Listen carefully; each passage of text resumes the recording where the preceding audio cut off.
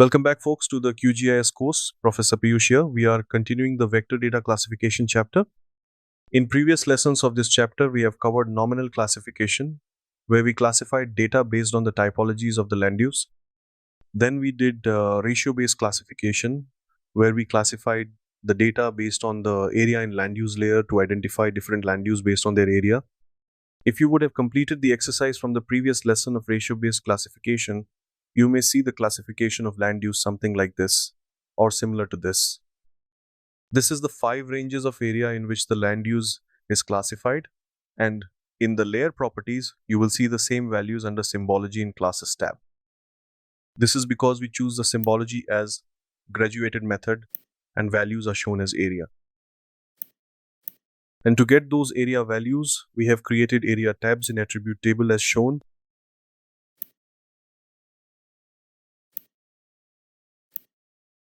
In this lesson, we move to more advanced classification, which is rule-based classification. Here we can create our own custom rules to analyze data as per requirements. Instead of classifying by just one attribute, we'll combine multiple criteria.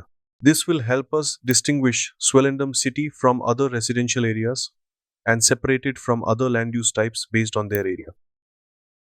Now, let me show you how rule-based classification works. I'm continuing from the previous exercise work. Even if you are not at that stage, you can still do it by skipping few steps of the beginning. First, I will double click to open the land use layer properties. And in the symbology, change the symbology method from graduated to rule-based. And now you will see instead of symbols, we have now labels. But now I don't want the area classification which we did earlier. So I will click and drag to select all of them at once. And from the bottom negative sign, I will remove all the selected rules. And now, using the plus sign, I will create my own customized rules. But before that, let me tell you what I want to do. In land use layer, I want to segregate Swellendam city separately. And I want to highlight other residential areas in different colors. And also, I want to see big non-residential area having area greater than and equal to 605,000 square meters. And remaining data can be reflected as small non-residential areas. So let's go ahead and create this into rules to analyze our plan better. So first rule is to see Swellendam city separately. For that, in the edit rule dialog, I will write the first label as Swellendam city.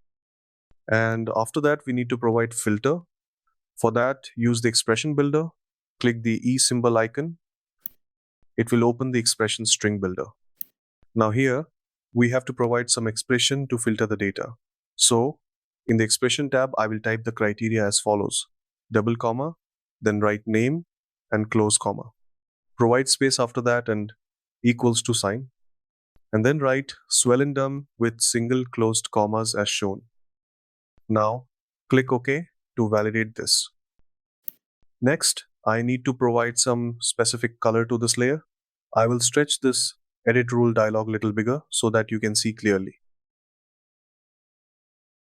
And from the color rollout, select the blue color, or you can create your own color scheme. And make sure you are in the fill layer. Click OK to complete.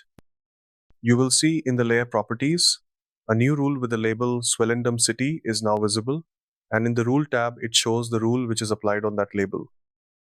Next, we will add more filters. I want to see other residential areas now other than Swellendam. For that, I will put the label as other residential area. And then from the filter option, I will open the expression builder again to create an expression for this rule. And in the expression tab, I will type criteria as follows: land use in double closed commas, spacebar and equals to sign, and then again spacebar. And in single closed comma, write residential as shown. Then give space and write and, give another space, and again write name in double closed commas.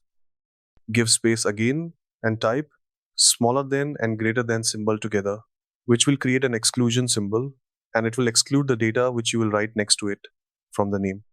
So I want to exclude Swellendam city. as I have already created a rule for that and I don't want to create an overlap. So I will use single closed comma and write Swellendam. Now click OK to validate, and from the colors, I will select light blue color.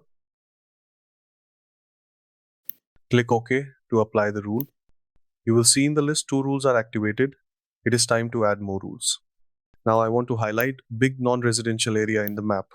So I will make another label as big non-residential area. Next, I will create an expression to create filter in the map data. Expression will go as follows: land use enclosed in double comma and smaller than and greater than symbol to exclude residential area in the map. So I will type residential as shown. Then I will type and in capitals to add another condition where I will only take big non-residential area which are greater than and equal to 605,000 square meter.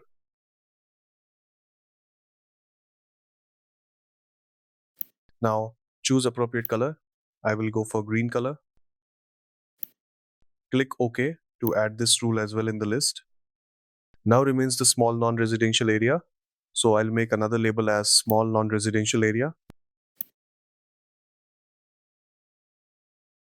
Here, I don't need to add another expression as I have already segregated all residential and big non-residential area from the map data. So the remaining data will be small non-residential area. So I will just select else option. It will catch all other feature. Now choose specific color for this as well. I will go for light green. Click OK to add this into the list of rules. Now click apply to activate all the rules into the map. Click OK to finish. Now let's see how these rules are applied. First rule was to segregate Swellendam city in the map using a designated color which is now shown in the map. Next rule is to see other residential area in light blue color. You can see in the map how other residential area is shown in light blue color. Next is big non-residential area, which is shown in green color in the whole map, and the small non-residential is shown in light green color. So this is the end of vector data classification chapter. This classification with the help of symbology allows us to represent the attributes of a layer in an easy to read way. It allows us, as well as the map reader, to understand the significance of features using any relevant attributes that we choose. Depending on the problems you face, you'll apply different classification techniques to solve them. Moving on to next chapter, we will learn in detail how can we create a layout of our maps to be printed on scale and in various sizes.